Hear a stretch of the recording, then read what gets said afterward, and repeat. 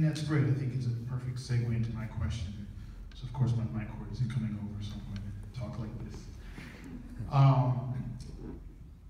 So my question is this. So a theme that I noticed in the book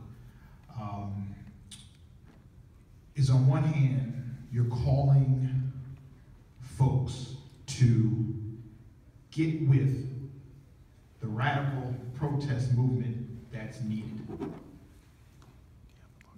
Okay, maybe not, but so on one hand you're saying, hey, we need a movement. We need a movement. And so that's going to entail speaking truth to power. That's going to entail acts of civil disobedience, and so on and so forth. But another theme that I see hand in hand with that in the book is this idea of how are we going to sustain this movement that's needed, okay? Namely, the various forms of community that we need for our survival. So, as I read the book, I found it to be, on one hand, a call to community, a call to humanity, a call for solidarity, a call for love. And so in this sense, I think you're spot on when you say that the climate struggle is indeed a spiritual struggle. Yeah. The question I have is, how do we wake up a demos that is in deep spiritual crisis, where prophetic spiritual sensibilities like community, like sacrifice for others, like love, like sustainability, are truncated by market forces that say to be successful means to make all the money that you can, to expand your brand, to be concerned about yourself and your clan. I mean, we basically sanctify greed. I mean, that's what capitalism does. It says, hey, it's okay to pursue unlimited wealth. And that's okay. And actually, if you do it, we're going to prop you up as a shining example of success. So for me, that's a deep spiritual crisis. So if the climate struggle is a spiritual struggle, how do we awaken folks who are in a deep spiritual crisis, deep spiritual slumber? Does that make sense? Yeah. How? How do we do that? And Tim, feel free to jump in as well. Okay, so I guess my really short answer to that at this point is I think we've spent, I say we, but it wasn't really me. I haven't actually been working on climate change very long. But for a long time, there's been a lot of anguishing and wringing of hands over how exactly to talk about climate change, right? And for fear of alienating people, for fear of scaring people, of having them shut down, paralyzing them, etc., which I think only allowed this spiritual crisis that you're referring to kind of fester or grow. And personally, I think the only thing that's left now is just telling the truth. I mean, my communication strategy is truth and direct action. And that's about it. Because I don't honestly believe, and this is actually something that Tim, I think, articulated for me maybe better than anyone else in interviewing that I did, is that you can't really face this. You can't really be serious or be effective in working on this crisis at this point unless you're really facing up to the reality of the situation.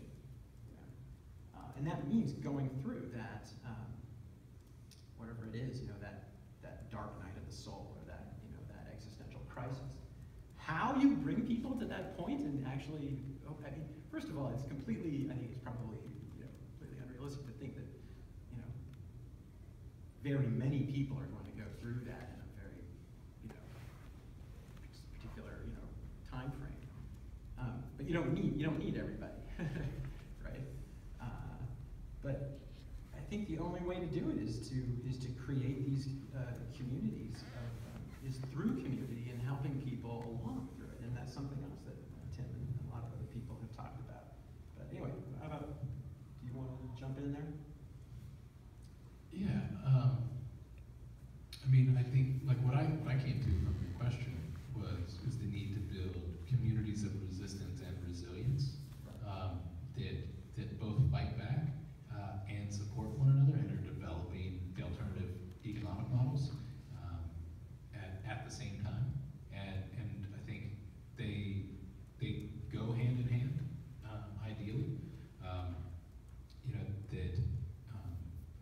that civil disobedience, when it's done well, I think challenges the whole power structure, not just like one specific target, but challenges like the role of citizens and challenges the role of decision makers, and invites others into that discourse about like where power should lie, who should be making decisions, what our role is as people who lack quality leaders in positions of power, like what our responsibility is to step into that power.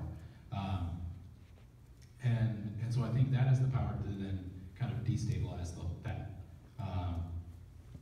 that cultural mentality that capitalism and neoliberalism pushes into. I mean, I love what Wen said, that like the best communication tools are truth and direct action.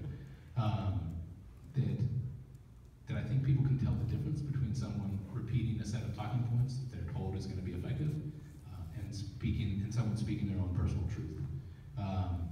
And I think part of the distrust of the climate movement is that it has been such a corporatized movement, and such a professionalized movement that has been guided by experts and think tanks and focus groups that come out with like what's going to be the most effective messaging. And I think people inherently don't trust that. And the other reason that people don't trust it is that our words say, you know, this is the most serious crisis that our civilization has ever faced, and our actions say, this is something that we can calmly discuss and work for half measures within the system, and take whatever compromises are considered politically feasible. You know, and those two things don't really fit together. Like when your actions don't match your words, people don't trust it. And so when you can say, this is the most serious crisis we've ever faced, and that's why I'm risking my life, risking my security, risking my freedom, standing in the way of this project, going to prison or whatever it may be, then it's like we don't even need to say that of how serious the crisis is, because our actions say it for us.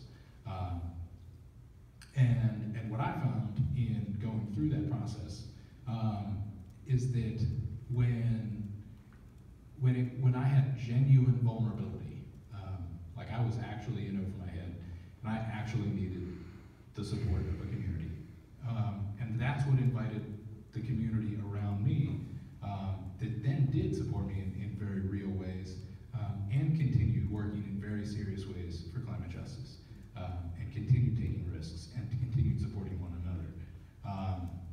But it took actual need and actual vulnerability. And so even though we've had a shift in the movement towards more confrontational tactics, towards more civil disobedience, a lot of that is still safe civil disobedience.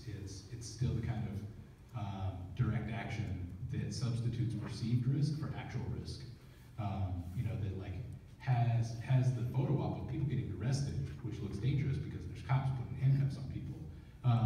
But it's actually like been arranged beforehand with the cops that if you stand in this box, they're going to give you 3 warnings, and after the 3rd warning, they'll put the handcuffs on you.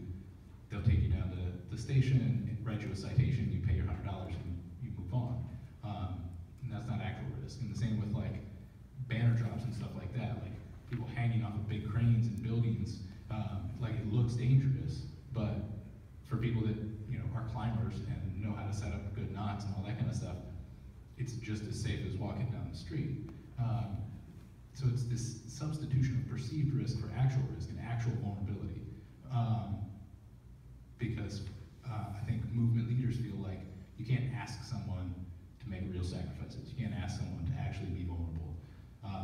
But in that vulnerability is where the real power is.